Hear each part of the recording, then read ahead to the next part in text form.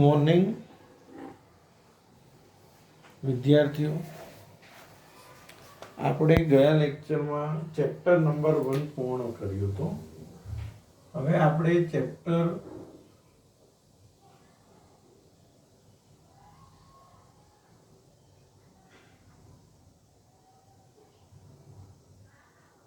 જે છે એમાં સમજો, આપણે જે પહેલો પોર્શન છે એ કેન્સલ છે, એટલે આપણે 2.3 જે પેજ નંબર 80 છે ત્યાંથી આપણે કરવાનું છે. પેજ નંબર 80 ઉપરના જે દાખલાના પ્રશ્નોને છે ત્યાંથી આપણે ભણવાનું છે, બરાબર છે. તો આપણે જે સમજવાનું છે એ છે દ્વિપદી સંભાવના વિતરણ. દ્વિપદી સંભાવના વિતરણ. હવે આ દ્વિપદી સંભાવના વિતરણ શું છે સમજો, બરાબર છે. તો કે કેટલાક પ્રયોજિત પ્રયોગોનું સ્વરૂપ એવું હોય છે કે તેના શક્ય પરિણામો માત્ર 2 હોય, એક સફળતા અને બીજું નિષ્ફળતા, બરાબર છે. બરાબર, જેના શક્ય પરિણામો માત્ર 2 હોય, સફળતા અને નિષ્ફળતા. હવે સમજો, પહેલો પ્રશ્ન જે છે એ છે દ્વિવિધ વિકલ્પનો પ્રયોગ. દ્વિવિધ વિકલ્પનો પ્રયોગ. તો દ્વિવિધ વિકલ્પનો પ્રયોગ અથવા દ્વિવિધ વિકલ્પનો નિયમ શું છે તો સમજો. તમને હું કહું કે તમે કોઈ પણ પ્રયોગ કરો તો એના શક્ય પરિણામો 2 હોય, એક સફળતા અને બીજું નિષ્ફળતા. તમને જે પરિણામ મળે છે, તમે જે ઈચ્છો છો એ સફળતા અને નથી ઈચ્છતા એ નિષ્ફળતા, બરાબર છે. તો કોઈ પણ પ્રયોગ હોય એમાં 2 શક્ય પરિણામો હોય, એક સફળતા અને નિષ્ફળતા. તો આવા પ્રયોગને દ્વિવિધ વિકલ્પનો નિયમ કયો કે દ્વિવિધ વિકલ્પનો પ્રયોગ કહેવામાં આવે છે. કે કોઈ પણ પ્રયોગ છે એના શક્ય પરિણામો 2 હોય છે, સફળતા અને નિષ્ફળતા. સફળતા અને નિષ્ફળતા વાળા આવા પ્રયોગને દ્વિવિધ વિકલ્પનો નિયમ કે દ્વિવિધ વિકલ્પનો પ્રયોગ કહીશું, બરાબર છે. તો કેટલાક, બરાબર છે, કેટલાક યાદચ્છિક પ્રયોગના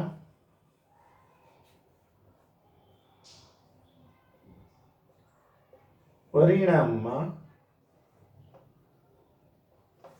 માત્ર 2 જ વિકલ્પો હોય છે. 2 જ વિકલ્પો હોય છે. આ પરિણામને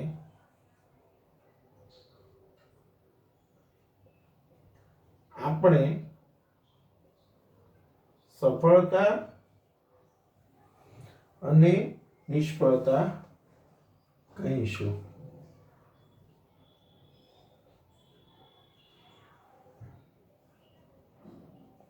બરાબર. અને આવા પ્રયોગને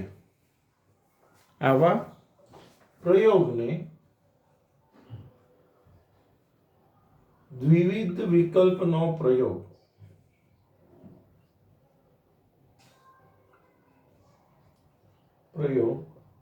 કહે છે. તો કેટલાક યાદચ્છિક પ્રયોગના પરિણામમાં માત્ર 2 જ વિકલ્પો હોય છે. આ પરિણામોને આપણે સફળતા અને નિષ્ફળતા કહીશું. આવા પ્રયોગને દ્વિવિધ વિકલ્પનો પ્રયોગ કહે છે, બરાબર. હવે એના અમુક એને ઉદાહરણો આપ્યા છે, આપણે સમજીએ છીએ. પેજ નંબર 80 ઉપર ટેક્સ્ટ બુક, બરાબર છે. પ્રયોગ: ઉત્પાદિત એકમોનું વેચાણ વધારવા માટે આપેલી જાહેરાતની અસર જાણવી. તમે કોઈ વસ્તુનું વેચાણ વધારવા માટે જાહેરાત આપી છે, તો વેચાણ વધશે, બરાબર છે. તમે જાહેરાત આપશો તો સફળતા શું કહેવાય? વેચાણ વધ્યું. અને નિષ્ફળતા શું કહેવાય? વેચાણ ન વધ્યું. તો જાહેરાત આપીએ તો વેચાણ વધે, સફળતા છે, અને ન વધે નિષ્ફળતા છે. એવી જ રીતે ટાઈપરાઇટરે ટાઈપ કરેલ પત્રમાં ભૂલ શોધવી, ભૂલ મળે એ સફળતા. કોઈ ટાઈપરાઇટરે ટાઈપ કરેલું છે બધું આખું પેજ, એમાં ભૂલ શોધીએ તો ભૂલ મળે એ સફળતા, ભૂલ ન મળે એ નિષ્ફળતા. એવી જ રીતે ઊંચા લોહીના દબાણવાળા દર્દીને આપેલ દવાની તેના લોહીના દબાણ ઉપર થતી અસર જાણવી.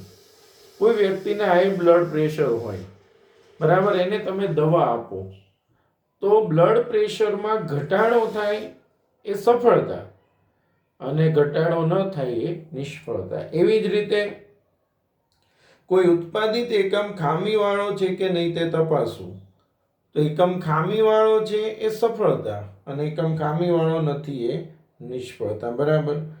હવે આવા દ્વિવિધ વિકલ્પવાળા પ્રયોગમાં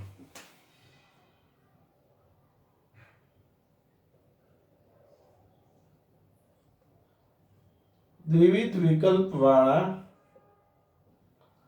પ્રયોગમાં સફળતા એટલે કે સક્સેસ ને આપણે એસ વડે, નિષ્ફળતા એટલે કે ફેઇલર ને આપણે એફ વડે દર્શાવીશું. વિવિધ વિકલ્પવાળા પ્રયોગમાં સફળતાને એસ અને નિષ્ફળતાને એસ સંજ્ઞા વડે દર્શાવીએ. અને આ જે સફળતા છે એસ ની સંભાવના, તો સફળતા એસ ની સંભાવનાને પી વડે અને નિષ્ફળતા એફ ની સંભાવનાને ક્યુ વડે દર્શાવીએ. બરાબર છે. શેના વડે દર્શાવીએ? ક્યુ વડે. તો પ્રોબેબિલિટી ઓફ સક્સેસ, સફળતાની સંભાવના પી, નિષ્ફળતાની સંભાવના બરાબર ક્યુ. સફળતા અને નિષ્ફળતાનો સરવાળો હંમેશા એક થાય. કેટલો થાય? એક. કોઈ પણ ઘટના બને વત્તા ન બને તો એક. તો પી પ્લસ ક્યુ બરાબર હંમેશા 1 થાય. તો ક્યુ બરાબર 1 માઇનસ પી અને પી બરાબર 1 માઇનસ ક્યુ. બીજું, બેનો સરવાળો જો 1 હોય તો પી ની કિંમત અને ક્યુ ની કિંમત 0 થી 1 ની વચ્ચે જ આવે. એટલે કે 0 લેસ ધેન પી લેસ ધેન 1, 0 લેસ ધેન ક્યુ લેસ ધેન 1. હંમેશા આટલું યાદ રાખીશું આપણે. બરાબર છે કે પી અને ક્યુ નો સરવાળો હંમેશા કેટલો થાય? સફળતા અને નિષ્ફળતાનો સરવાળો 1 થાય. સફળતા એસ ની સંભાવના પી, નિષ્ફળતા એફ ની સંભાવના ક્યુ. તો probability of success equals to p, probability of failure equals to q, p plus q equals to 1. તો q equals to 1 minus p, p equals to 1 minus q. જવાબ 0 થી 1 ની વચ્ચે આવે હંમેશા. બરાબર છે. હવે આગળ આપણે સમજીએ છીએ તો બર્નોલી પ્રયત્નોની વ્યાખ્યા સમજીશું. આટલું સમજ્યા પછીનો જે પ્રશ્ન છે બર્નોલી પ્રયત્નો. બરાબર છે. તો બર્નોલી પ્રયત્નો શું છે યાદ રાખો. જેકબ બર્નોલી નામના વ્યક્તિએ આ પ્રયત્નો આપેલા હોવાથી તેને બર્નોલી પ્રયત્નો કહેવામાં આવે છે. બર્નોલી પ્રયત્નો. તો તમે કોઈ પ્રયોગ કરો, એના શક્ય પરિણામો કેટલા હોય? 2. કયા 2? સફળતા અને નિષ્ફળતા. આવા પ્રયોગનું તમે n વખત પુનરાવર્તન કરો. બરાબર. n વખત એટલે નંબર ઓફ ટાઈમ્સ. તમે ગમે તેટલી વખત પુનરાવર્તન કરો, સફળતા જે છે એની સંભાવના હંમેશા અચળ રહે. હું તમને એમ કહું કે ચલો આપણે એક સિક્કો ઉછાળીએ, તો પહેલી વાર સિક્કો ઉછાળીએ ત્યારે છાપની સંભાવના કેટલી હોય? 1/2. બીજી વાર સિક્કો ઉછાળીએ તો છાપની સંભાવના કેટલી હોય? 1/2. તમે 5 વખત ઉછાળો, 10 વખત ઉછાળો કે 20 વખત ઉછાળો, છાપ પડવાની સંભાવના તો 1/2 જ રહેવાની છે. તો આને શું કહેવાય? બર્નોલી પ્રયત્નો. તો આપણે એની વ્યાખ્યા સમજવાની છે. બર્નોલી પ્રયત્નો, બર્નોલી પ્રયત્નો કોને કહેવાય? તો સમજો. ધારો કે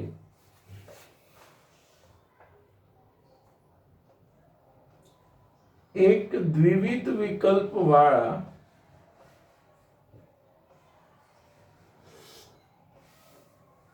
યાદચ્છિક પ્રયોગના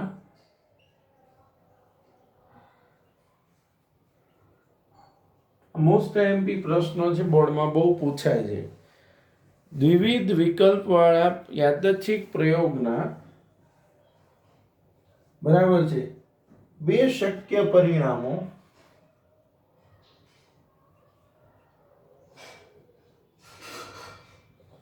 કયા બે? એસ અને સફળતા અને નિષ્ફળતા. બરાબર છે. આ પ્રયોગનું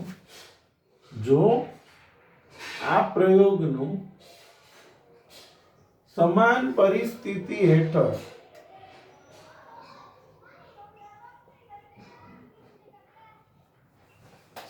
પરિસ્થિતિ હેઠળ પુનરાવર્તન કરવામાં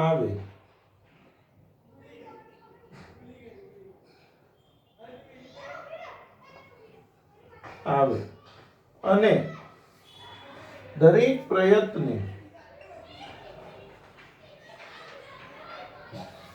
સફળતાની સંભાવના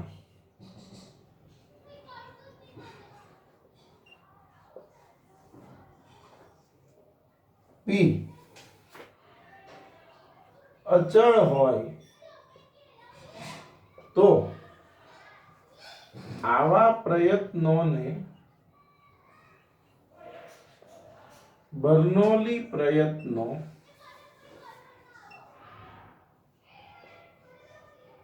કહેવામાં આવે છે. બરાબર છે.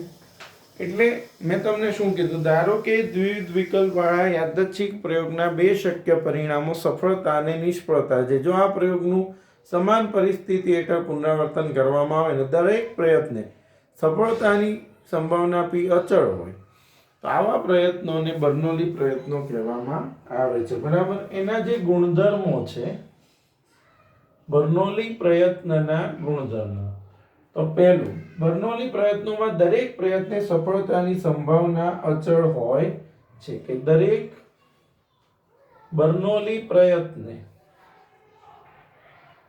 સફળતાની સંભાવના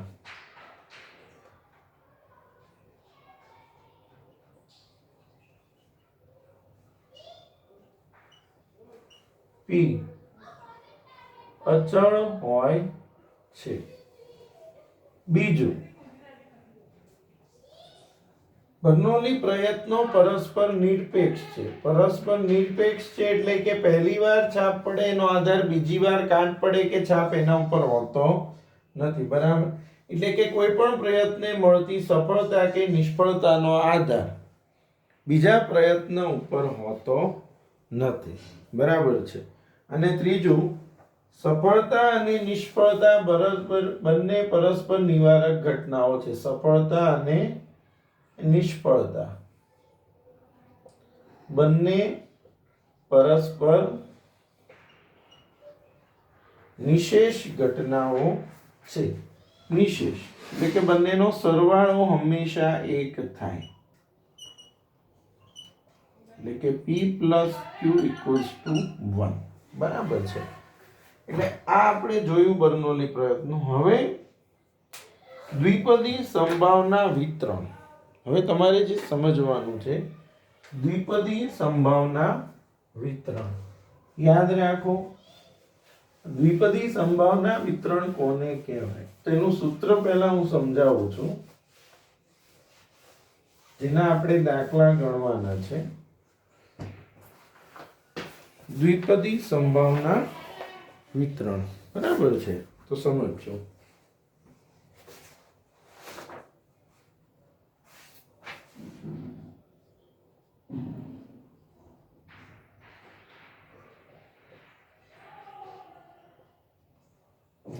દ્વિપદી સંભાવના વિતરણ શું છે? તો કે px = ncx p⁻x q⁻n - x. આમાં જે આ x છે એ યાદચ્છિક ચલ x ની કિંમત છે, n છે બર્નોલી પ્રયત્નોની સંખ્યા છે, બરાબર છે. પછી p ની કિંમત 0 થી 1 ની વચ્ચે હોય, q ની કિંમત 0 થી 1 ની વચ્ચે હોય, આપણે અગાઉ જાણી લીધું, બરાબર. એટલે આપણે આ સૂત્ર જે છે દ્વિપદી સંભાવના વિતરણનું, px બરાબર ncx p⁻x q⁻n - x, આને દ્વિપદી સંભાવના વિતરણ કહેવામાં આવે છે, બરાબર. બીજું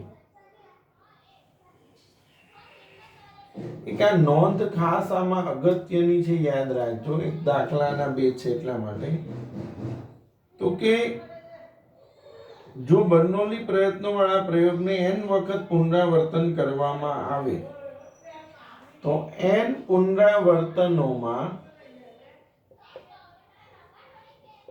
મળતી સફળતા ની સંખ્યાની અપેક્ષિત આવૃત્તિ, હવે આ અપેક્ષિત આવૃત્તિ જ્યારે પૂછે ત્યારે યાદ રાખવાનું n into px, આ સૂત્ર n into px, બરાબર છે. હવે આપણે દ્વિપદી સંભાવના વિતરણના ગુણધર્મો સમજવાના છે બધા, તો સમજીએ છીએ. ધ્યાન રાખજો, આ એક પ્રશ્ન લખી લેજો સાથે.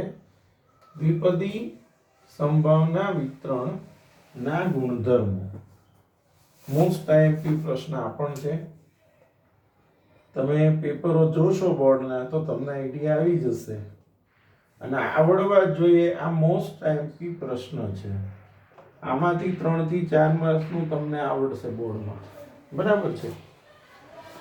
તો પહેલું, દ્વિપદી સંભાવના વિતરણ, આ જે સૂત્ર છે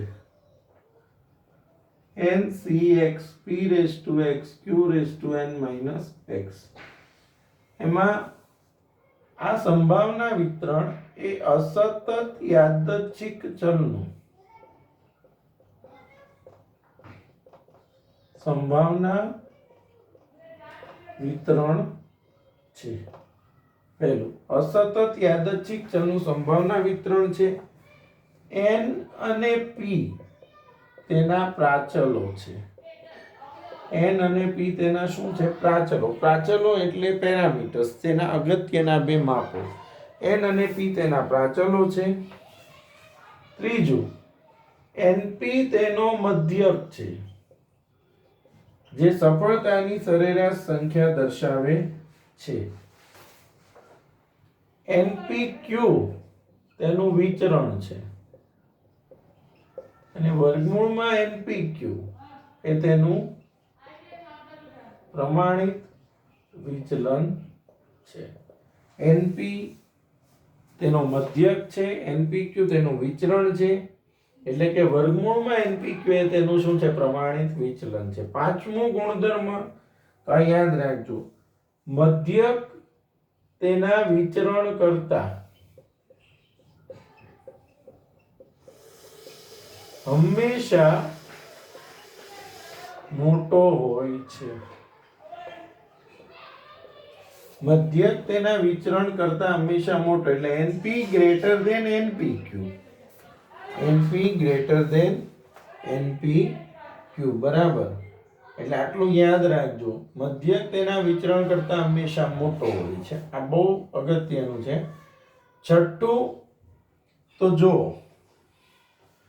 જો p લેસ ધેન 1/2, 1/2 એટલે 0.50, જો p ની કિંમત 0.50 કરતા ઓછી હોય તો એ ધન વિષમતા. ઊંધું વિચારો, ઓછી તો ધન, જનરલી ઓછી તો ઋણ વિચારીએ, આમાં ઊંધું.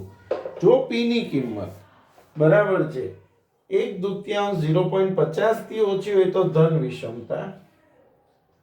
જો p ની કિંમત 1/2 કરતા વધુ હોય, એટલે 0.50 કરતા વધુ, ઓછી તો ધન, વધુ તો ઋણ વિષમતા. અને જો p ની કિંમત એક્ઝેક્ટ 0.50 હોય તો તે સંમિતતા દર્શાવે છે. શું દર્શાવે છે? સંમિતતા. એટલે આપણે ખાસ યાદ રાખવાનું સંમિતતા એટલે વિષમતા એમાં શૂન્ય થઈ જાય. આપણે 11 માં આ વસ્તુ આવતી હતી કે જો p ની કિંમત 0.50 હોય તો વિષમતા શું થઈ જશે? શૂન્ય. તો આ સૌથી અગત્યનો પ્રશ્ન આ ચેપ્ટરનો જે મેં કીધો તમને, બરાબર છે કે ભાઈ દ્વિપદી સંભાવના વિતરણ એ અસતત યાદચ્છિક ચલનું સંભાવના વિતરણ છે. n અને p તેના પ્રાચલો છે, np તેનો મધ્યક છે, npq તેનું વિચરણ છે, વર્ગમૂળમાં npq તેનું પ્રમાણિત વિચલન છે. મધ્યક તેના વિચરણ કરતા હંમેશા મોટો હોય છે એટલે કે np greater than npq. p ની કિંમત 1/2 થી નાની હોય તો એ ધન વિષમતા, p ની કિંમત 1/2 થી મોટી હોય તો ઋણ વિષમતા, અને જો p ની કિંમત 1/2 હોય તો તે સંમિતતા દર્શાવે છે અને ત્યારે વિષમતા શું થઈ જશે? શૂન્ય. બરાબર છે. આવતા લેક્ચરમાં આપણે આના દાખલાઓ શરૂ કરીશું. બરાબર. Thank you.